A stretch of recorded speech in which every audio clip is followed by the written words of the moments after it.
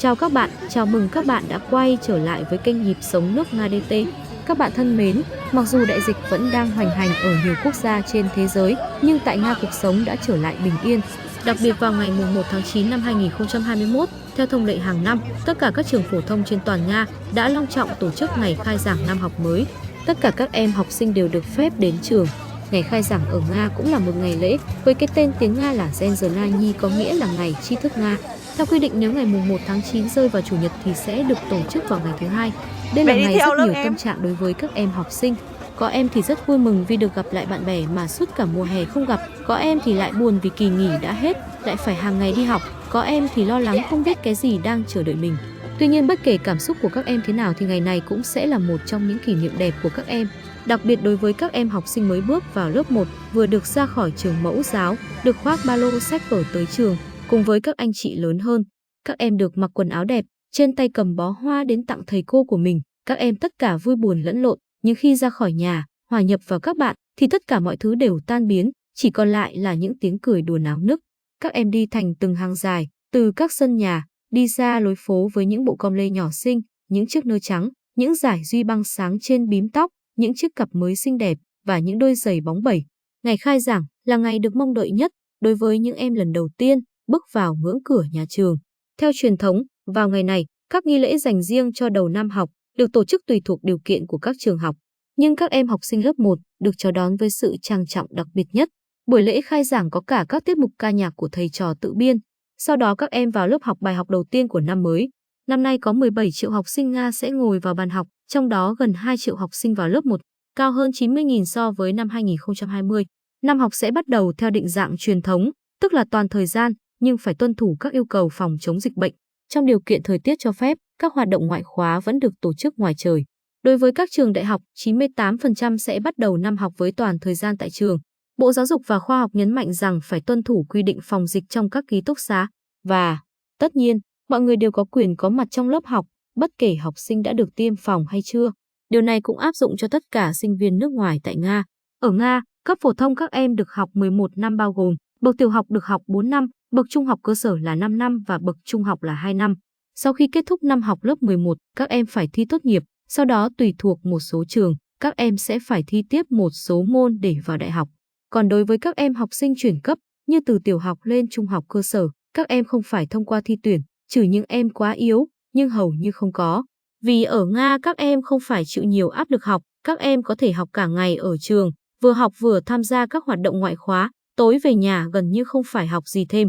Và cũng có điều khác biệt so với nhiều nước, đó là với các môn học liên quan đến thí nghiệm, các dụng cụ trực quan, thì các em học theo các phòng học riêng của các môn, ví dụ đến môn hóa thì lên phòng học hóa, môn lý thì lên phòng môn lý vân vân. Ngoài việc được miễn hoàn toàn học phí, riêng các em bậc tiểu học được cung cấp một bữa ăn nóng miễn phí tại trường. Các phụ huynh học sinh có thể tham gia đóng góp ý kiến vào thực đơn của các em, đồng thời giám sát việc đảm bảo vệ sinh an toàn thực phẩm. Như vậy, trong năm 2021, có tới 9 triệu học sinh bậc tiểu học được ăn một bữa miễn phí tại trường. Các em học sinh ở vùng khó khăn được cung cấp 2 bữa ăn miễn phí. Với các em khuyết tật không thể đến trường, phải học tại nhà, cũng được cung cấp 2 bữa ăn bằng đồ ăn khô. Số tiền này được chi từ ngân sách nhà nước. Dự kiến ngân sách năm 2022 chi cho ăn sáng của học sinh tiểu học là 62,5 tỷ rúp, tương đương 833 triệu đô la. Mời các bạn xem một số hình ảnh về ngày khai giảng ở Nga nhé.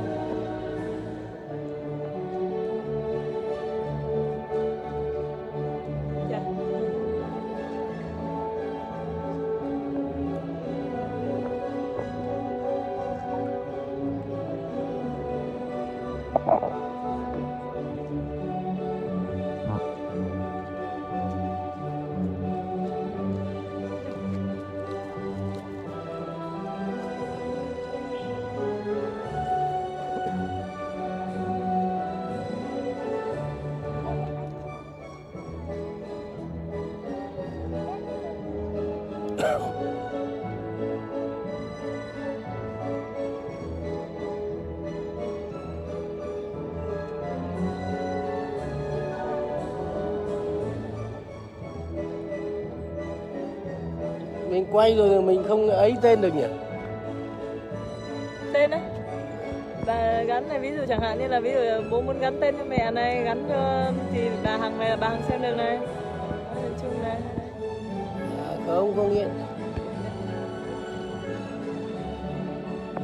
Mình muốn nói vào đây để cho nó biết. Nói ở đây khi nào mà mọi người không, có nghĩa là người ta trả lời đây. Khi nào mà có ai xem người ta nói cái gì thì bố gạt bên này, bố cứ nói là tự dưng người ta nghe được mà. Khi là bố hỏi cái gì, người ta hỏi cái gì nó hiện lên tin nhắn đây thì bố nghe được.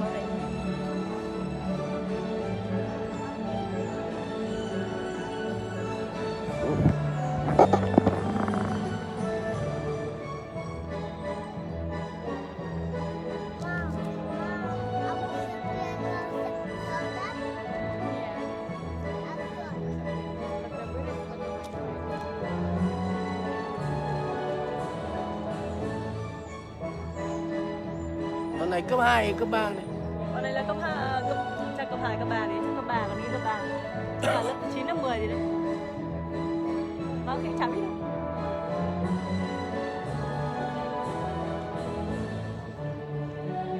Tao là cao, bọn nó to cao.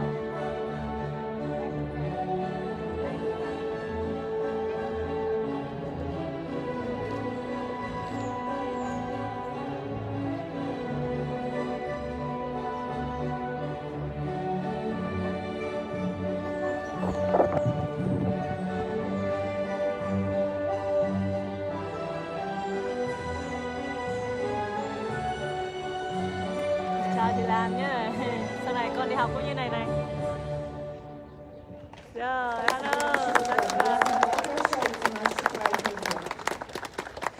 Chân này là Anna là khoái lắm.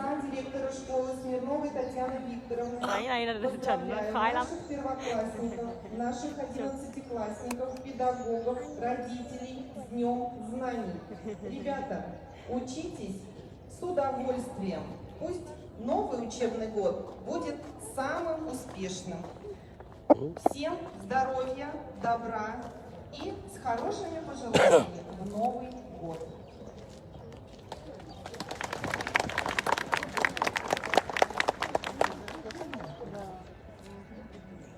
А теперь нас поздравляют наши кадеты, старшеклассники.